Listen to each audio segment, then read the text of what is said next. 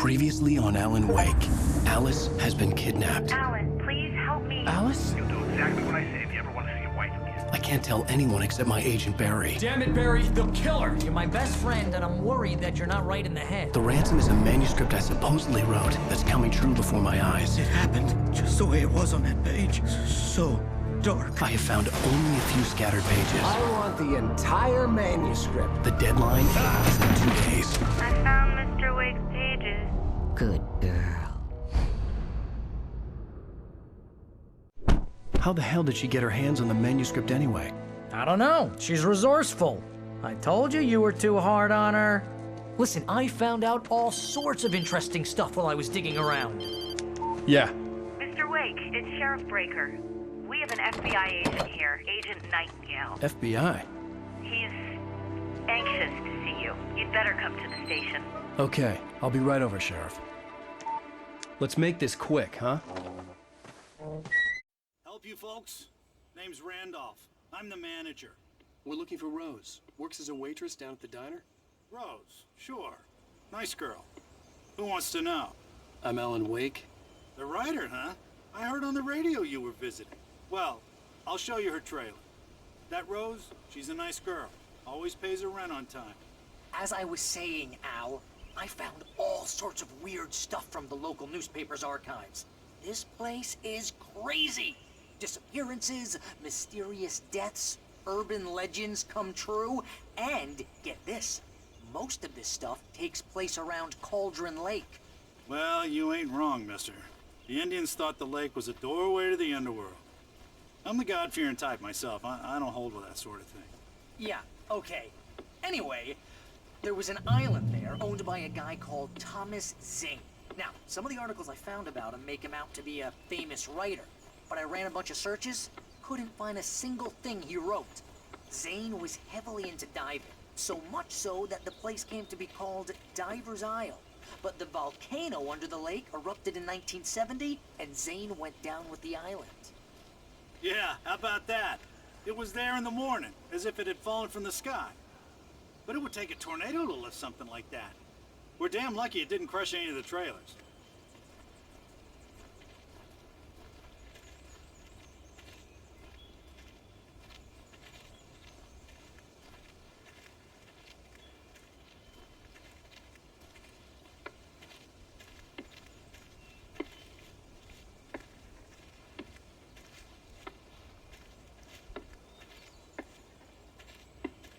It gets better. A local girl, Barbara Jagger, drowned in Cauldron Lake just a week earlier. They were lovers. Sure, Jagger's a local spook store. The Scratching Hag. Comes for you in the dark. Childish stuff like that. Anyway, Al, I'm just getting to the best part. All of the articles about this stuff were written by Cynthia Weaver. I asked around, and she's that crazy bag lady you met. What, the lamp lady? She can be a little loopy, but she's not homeless or anything. Yeah, anyway, she knew both Jagger and Zane before they both died, and she had some kind of a breakdown.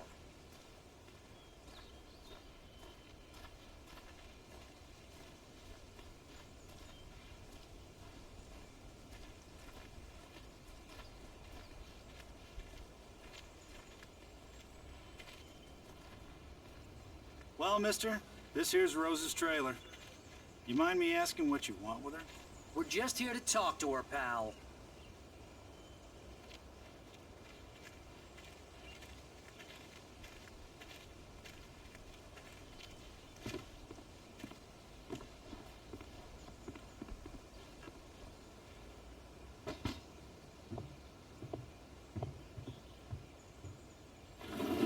Welcome to... Oh dear, Mr. Wake. I'm so glad you're here. Rose, you have my manuscript? Oh. Oh yes. Yes. Please, come in. Hey, this is really good. Rose, Yes, my manuscript. I really need it. I understand. I know what you need. A muse to inspire you. Oh, for Barry. She doesn't have anything. Yeah, hey, Al? Al, what's... Oh... Barry! What? What?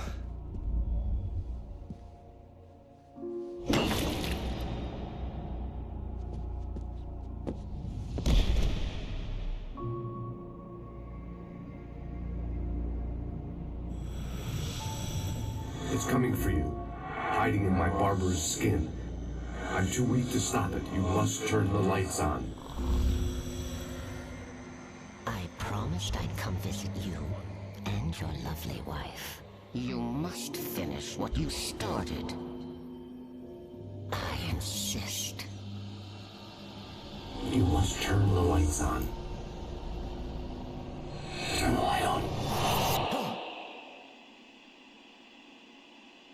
Back to work, boy.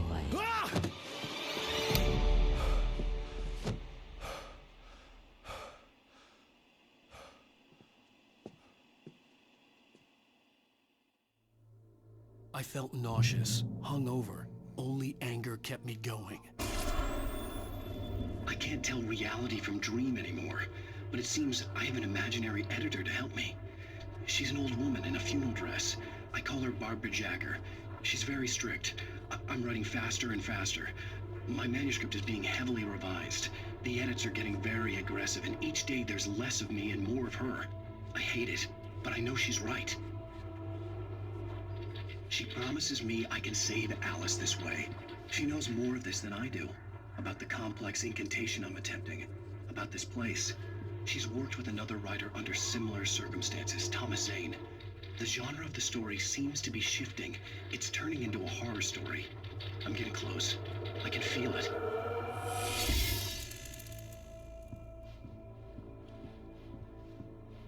Rose took a day from me. I had less than 12 hours left to meet the kidnapper. All I could do was get Barry into the car, work something out once I got on the road. Welcome to the Oh Dear Diner. What can I get you today? Coffee? I couldn't work up much hate for Rose. Something had used her to get to me and left its mark. First refill is free. Milk and sugar on the counter there. Would you like to hear today's specials? Thank you. A nice day. Come back soon. Barry was out of it. He was way too heavy to carry. You're right. I deserve more money. I'm so handsome.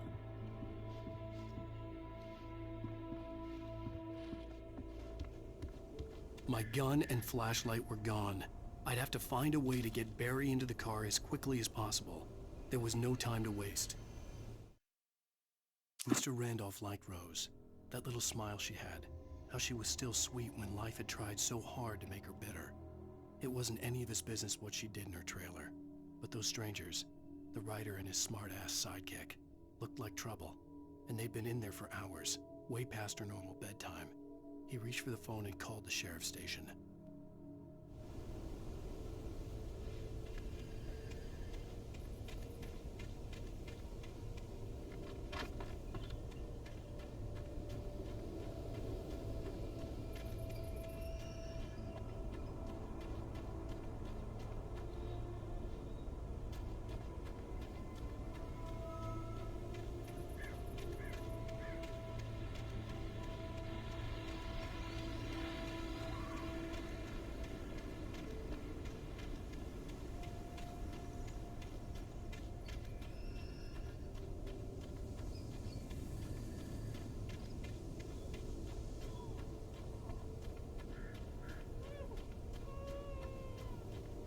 Oh, you're gonna get it now. God knows what you've done to that poor girl. This is Agent Nightingale, FBI! Get him up, Hemingway! You're under arrest! You move a muscle, I'll unload right in your goddamn face! Stay right where you are, Slane!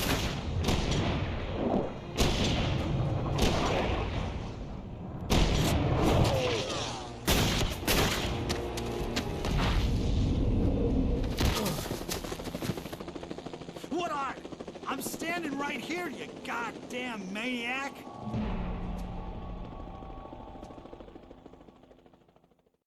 I hated to leave Barry behind. but there was no way I'd miss my appointment with the kidnapper. Give it up, Mr. Wake! Come on! Make it easy! Get after him! Don't let him get away! Move it! Move it! Move it! I'll have you shot if you let him get away!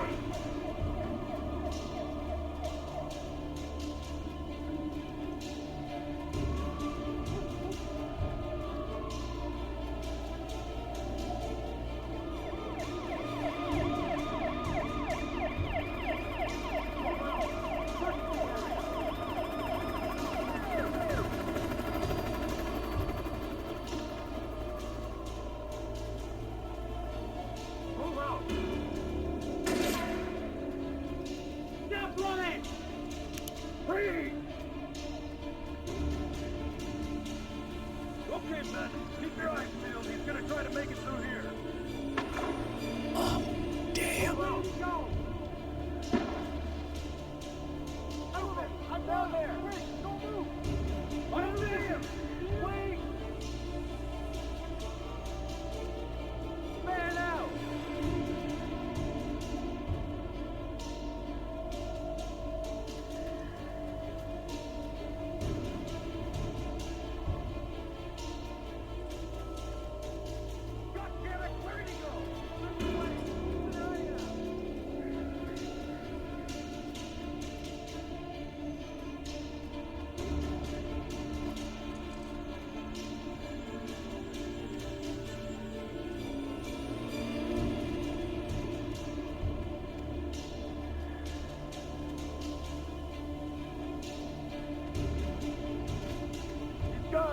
Come on, guys.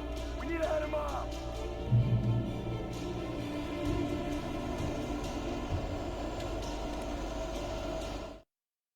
For decades, the darkness that wore Barbara Jagger's skin slept fitfully in the dark place that was its home and prison. It was hungry and in pain. It dreamed of its nights of glory when the poet's writing had called it from the depths and given it a brief, terrible taste of power and freedom. The rock stars had stirred it from the deep sleep the poet had sunk it back to in the end. When it sensed the writer on the ferry, it opened its eyes.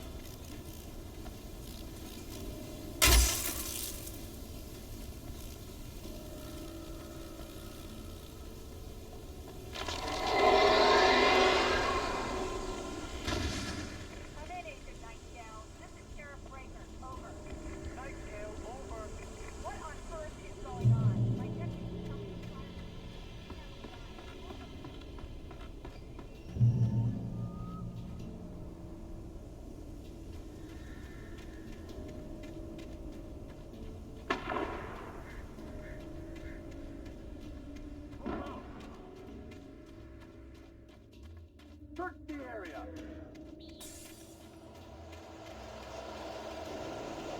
Stay sharp. This way. Over here.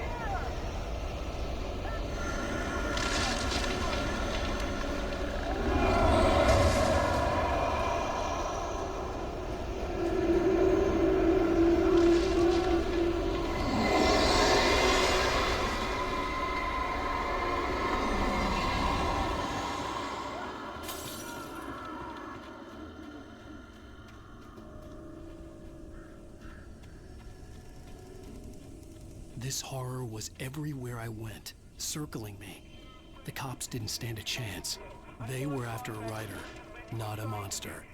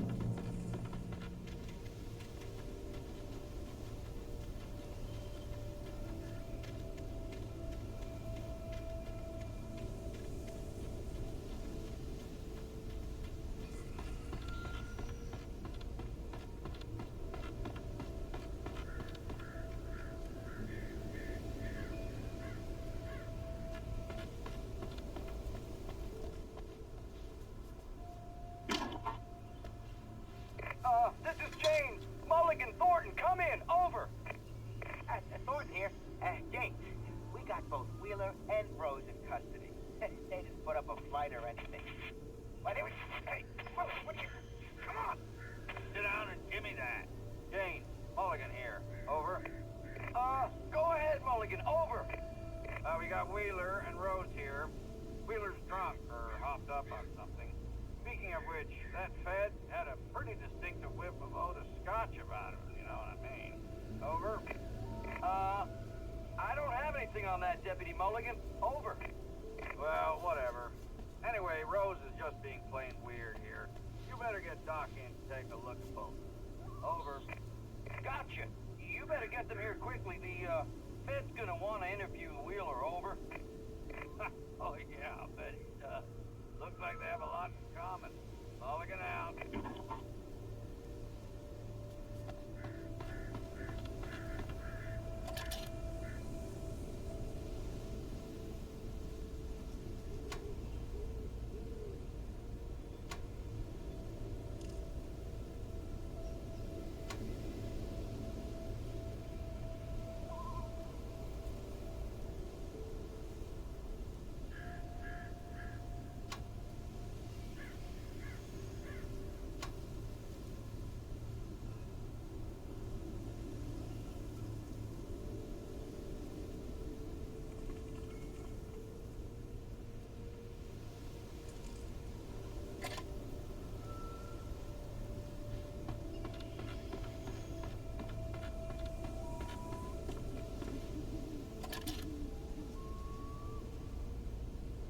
I could see the lights of the radio station in the distance.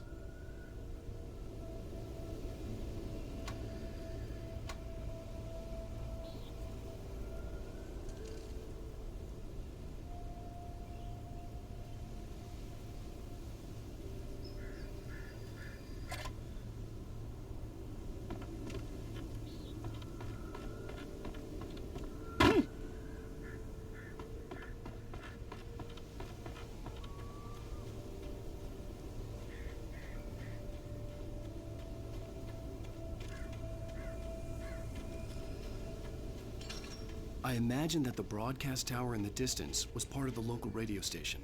Maine seemed like a decent guy. Perhaps he could give me directions to the coal mine.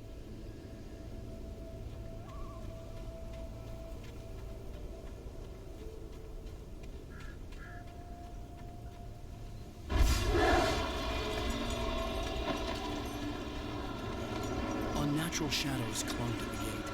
The darkness that was after me was trying to stop me. I wouldn't get through without a light.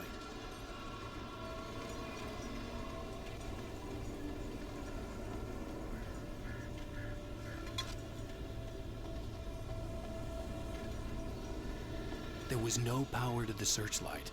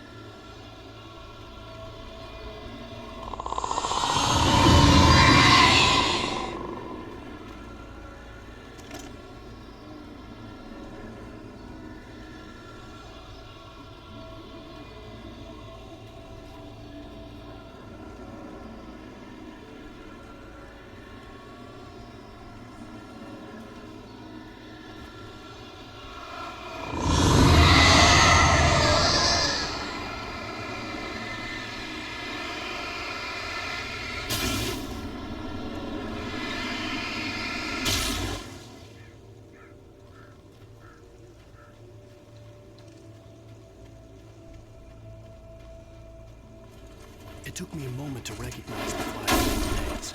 They were an ideal weapon for my situation. Team 1, come in. Over. Team 1, this is Sheriff Breaker. Report. Over. Team 2, come in. I need a report. Over. Come on, guys. Talk to me. Come in, please. Over.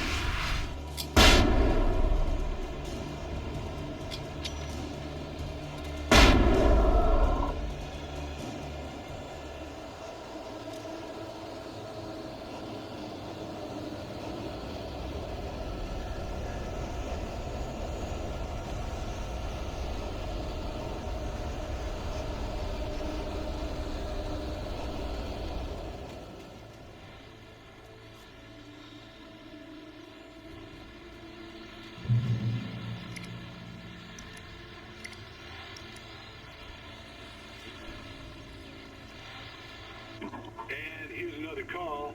You're on KBF-FM with Pat Maine. It's Milt Peabody, Pat. What's on your mind, Milt? Well, I live near the trailer park, Pat, and there's a big ruckus going on over there. Well, that's just up the road from me, too. What's going on, do you know? I don't know, but there's a bunch of police cars there, lots of sirens, a helicopter buzzing around, and I think I heard some gunshots. Gunshots? Yes, sir, like from a pistol. So can you find out what's going on? Because it's just next door and they're popping off guns there. They're still shooting? No, it was maybe 10, 15 minutes ago. It sounds serious, Pat. I'm telling you, it don't sound like no party. I'm certainly going to give the station a call, Milt. Okay. You'll hear it here as soon as I hear from them. Okay, thanks.